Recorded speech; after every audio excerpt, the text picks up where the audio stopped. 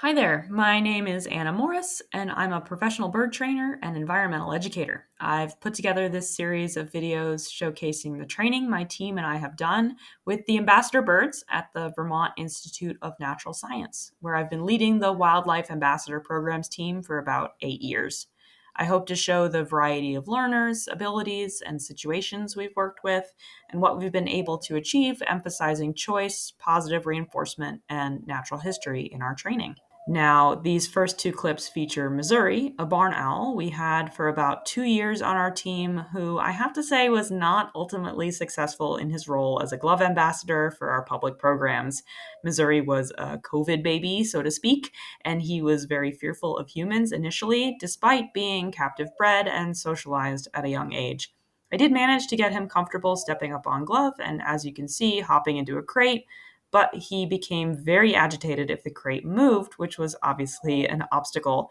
We ended up placing Missouri with another facility where he could be an exhibit ambassador, which is a much better role for him. Next is Aurora, an older male barn owl who was also captive bred, but only learned how to do this voluntary crate behavior at around 9 years of age. Snowy here is another special case of a bird initially hoped to be a glove ambassador, but it really wasn't right for her.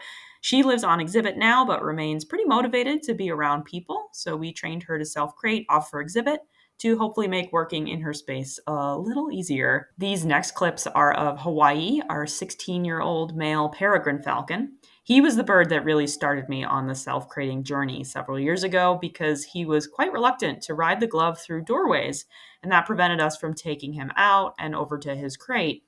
So we built this large platform and asked him to self crate, which he is whip smart and took to very, very quickly. He's one of my favorite birds to work with because of how quickly he thinks, how sensitive he is to body language, and he really beats you into shape as a trainer.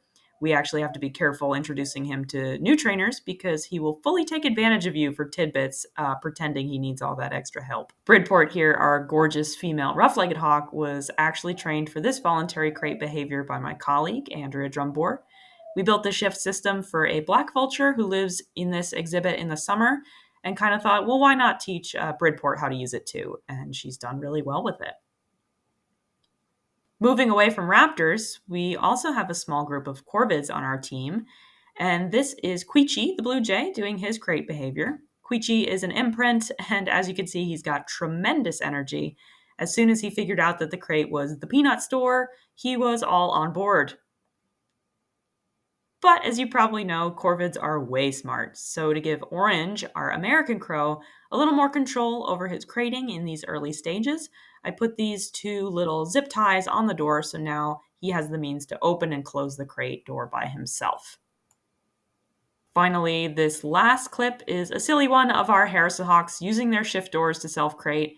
We decided to race them, and the 22-year-old male beat the 4-year-old female in a landslide, which was not a surprise to us. Crating is an essential skill for all of our birds, and I hope you've enjoyed seeing the ways we've gotten creative about it.